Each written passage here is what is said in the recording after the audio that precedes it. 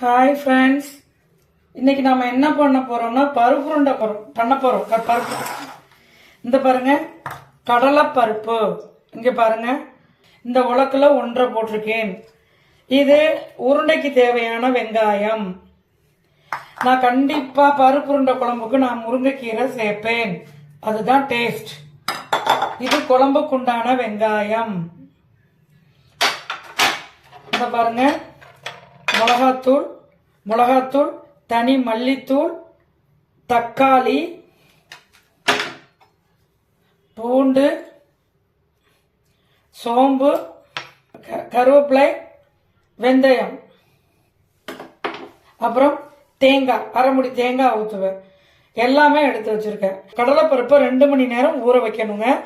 இதில் 1.5 கடலைப்பருப்பு, இந்த இவ்வளோண்டு நார்மல் அரிசி நம்ம சமைக்கிற அரிசியோ இட்லி அரிசியோ இவ்வளோ அரிசி போட்டிங்கன்னா உருண்டை உடையாது. நாம் அப்படியே வேக வைக்காம எப்படி குழம்பு வைக்க போகிறோம் பாருங்க, ரொம்ப ஈஸி. இந்த பாருங்க, தேவையான அளவு உப்பு,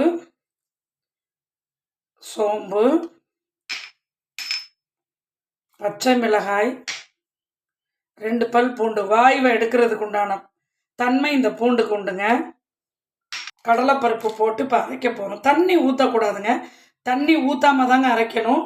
இந்த பாருங்க, கொடும் புளி ஊற போட்டு வச்சுருக்கேன். நல்லா நிறைய போட்டு வச்சுக்கணும்.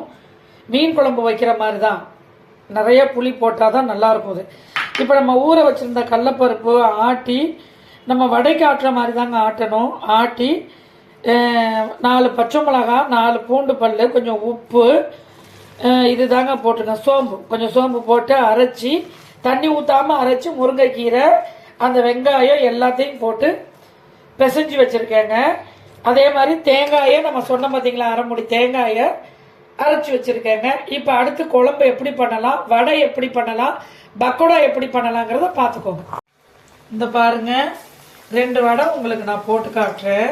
2-3 வடை போட்டு காட்டுறேன். அதாவது இந்த கொஞ்சம் வயசானவங்களுக்கு கொடுக்குறீங்கன்னா கொஞ்சம் திக்காக தட்டணுங்க. நம்ம கொஞ்சம் எங்கள் பொண்ணு வந்து ரொம்ப நைஸாக கேட்டிருக்கா, நல்லா முறுமுறுன்னு கிறிஸ்பியாக செம்ம டேஸ்ட்டாக இருக்குங்க. இந்த வடை நம்ம வீட்டில் பண்ணுற வடை, கடையில் நீங்கள் சாப்பிட்றத விட செம்ம சூப்பராக இருக்குங்க. இந்த பாருங்க, வடை சுட்டு எடுத்துட்டோம் பாருங்க. இப்போ பாருங்க, பக்கோடா போடுறோம். ரொம்ப ரொம்ப டேஸ்டியாக இருக்குங்க. எங்கெங்க போடலையோ பார்த்து போடுங்க, ரொம்ப டேஸ்டா இருக்கும்.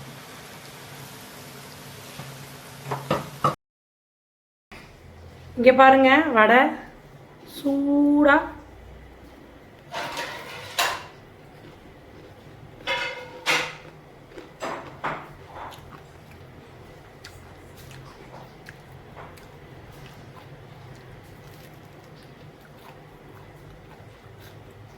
அப்படியே கிறிஸ்பியாக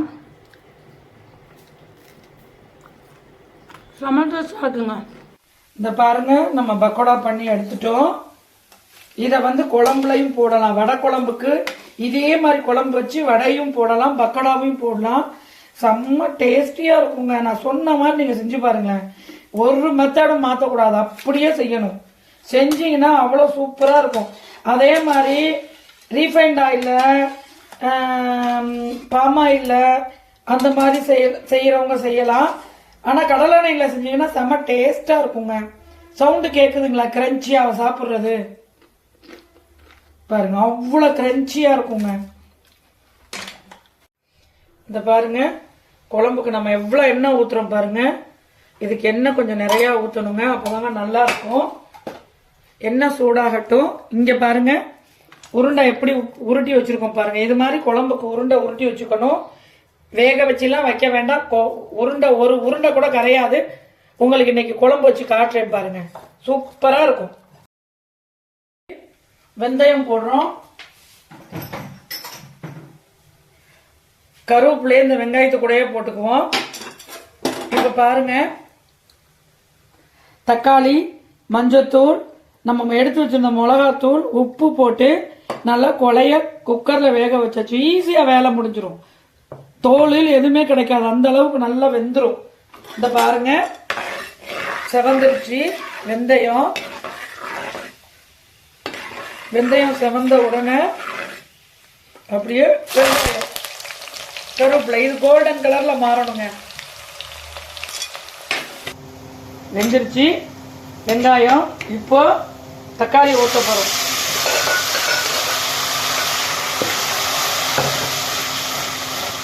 இங்க பாருங்க நல்லா வதங்கிடுச்சு. இப்போ இந்த மல்லிப்பொடி வீட்டில் அரைச்ச குழம்பு மல்லிப்பொடி, இதில் வந்து மிளகா மட்டும் கிடையாதுங்க, மற்ற எல்லாம் சேர்ந்துருக்கும்.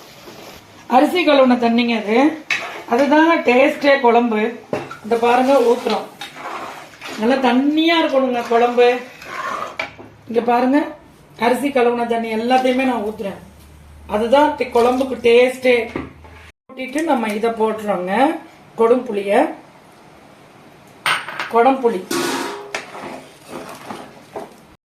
வாடை போக குழம்பு நல்லா கொதிக்கணுங்க. நல்லா கொதிச்சிருச்சு.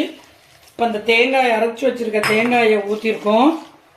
இப்போ பாருங்க உருண்டையை ஒன்னொன்னா எடுத்து போட்டுடுங்க. இது வெந்துருச்சுனாவே உருண்டெல்லாம் மேலே வந்துருங்க. இந்த பாருங்க இப்பயே குழம்பு எப்படி இருக்கு பாருங்க பார்க்கறதுக்கு.